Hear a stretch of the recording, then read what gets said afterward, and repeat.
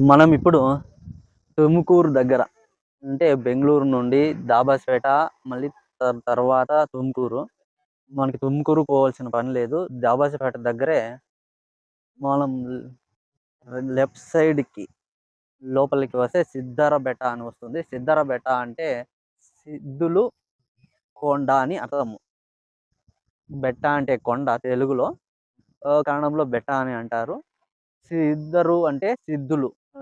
సిద్ధులు అంటే తపస్సు చేసిన వాళ్ళని ఇక్కడ సిద్ధులు అని అంటారు కదా, అట్లా సిద్ధల బెట్ట అని, సిద్ధుర బెట్ట అని ఇది మనము తెలుగులో సిద్ధుల కొండ అని చెప్పుకోవచ్చు. చూడండి, ఇది కొండ. మనం ఈ కొండ పైనకి ఎక్కాల్సి ఉంటుంది. చూడండి, ఆ కొండ చాలా పురాతనమైన హిస్టరీ ఉందంట. మనకి అంత తెలీదు. పైనకి వెళ్ళి పోతా పోతా తెలుసుకొని నేను ఆ దేవస్థానం గురించి, ఈ స్థలం గురించి నేను మీకు ఎక్స్ప్లెయిన్ చేస్తాను. వెళ్దామండి. కర్ణాటక అరణ్య ఇలాఖే అని ఇక్కడ బోర్డు పైన రాసినారు. కొండ ఎక్కుతున్నాం చూడండి. ఈ కొండ పైనకి ఎక్కాల్సి ఉంటుంది. చాలా పెద్దగానే ఉంది కొండ. చూస్తున్నాం కదా, చాలా పెద్దగా ఉంది కొండ ఇది.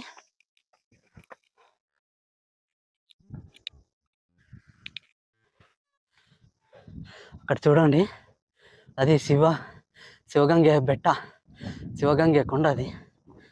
చూడండి, మనం ఈ సిద్ధర కొండ గురించి, చరిత్ర గురించి మనము తెలుసుకుందామండి కొంచెము. చూడండి, ఇక్కడ అంతా రాతి కట్టడాల్లో కొండ చుట్టూ ఇలాగే కోటతర కట్టినారు. ఇక్కడ చూడండి, మనము వెళుతున్నాము. మనకి వెళుతున్నట్టుగానే ఎడం పక్క మనకి గణపతి కనొస్తాడు. తర్వాత ఇక్కడ దర్గా వేరే ఉంది. ఇక్కడ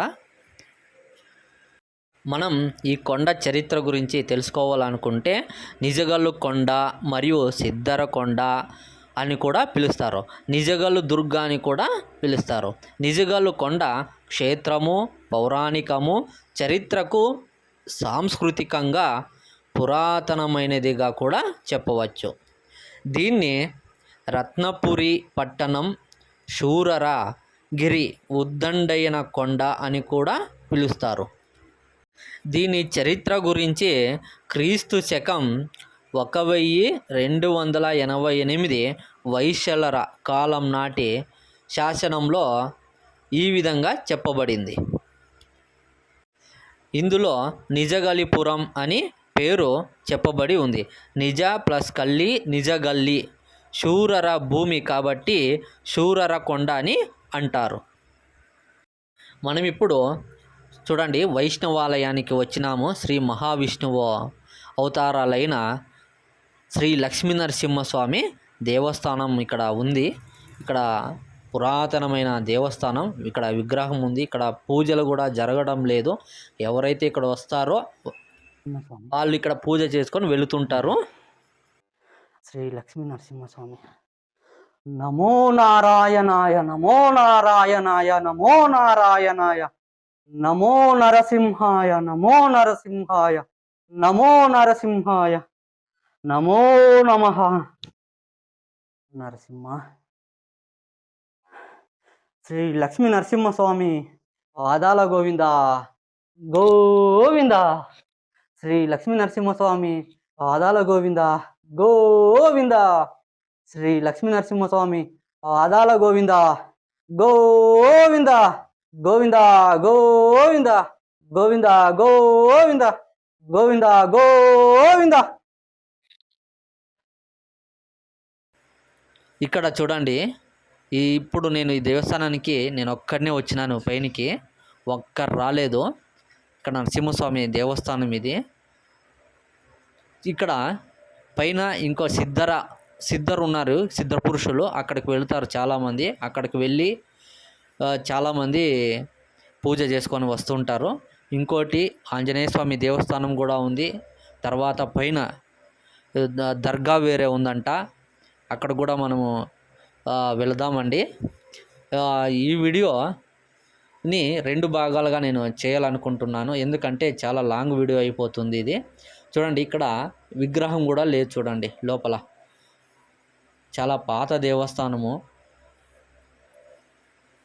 ఆ, చాలా శిథిలా వ్యవస్థకు వచ్చేసింది ఈ దేవస్థానము. చూడండి, ఒక బొమ్మ రూపంలో దేవుని తర ఉంది అంతేగాని ఇక్కడ ఆ, ఇది కూడా లేదు, విగ్రహం కూడా లేదు ఇక్కడ. చాలా పాత దేవస్థానము. ఇంకా ఈ కొండ చరిత్ర గురించి చెప్పుకుంటూ పోతే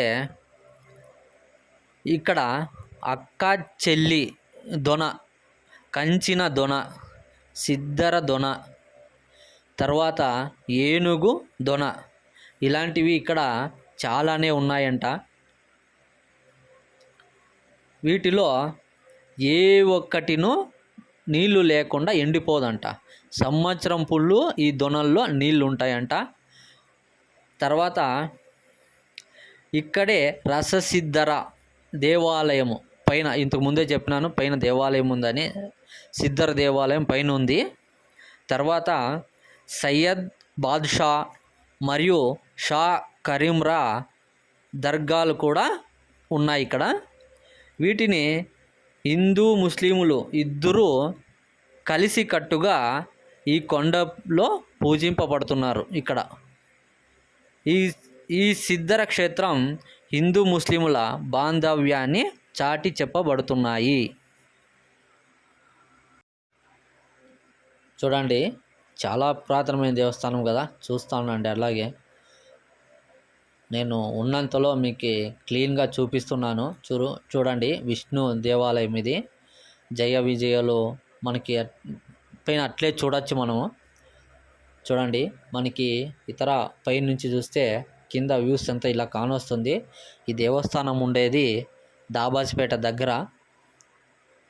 మన ఛానల్ని ఎవరైతే సబ్స్క్రైబ్ చేసుకోలేదో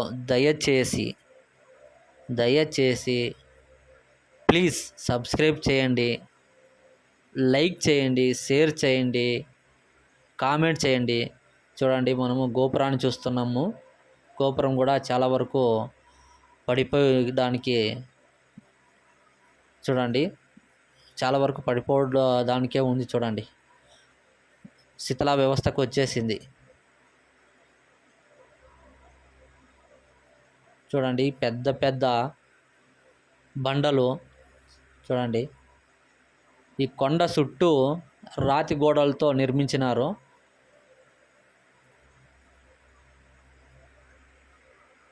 నేను ఈ వీడియోని ఇంతటితో ముగిస్తున్నాను.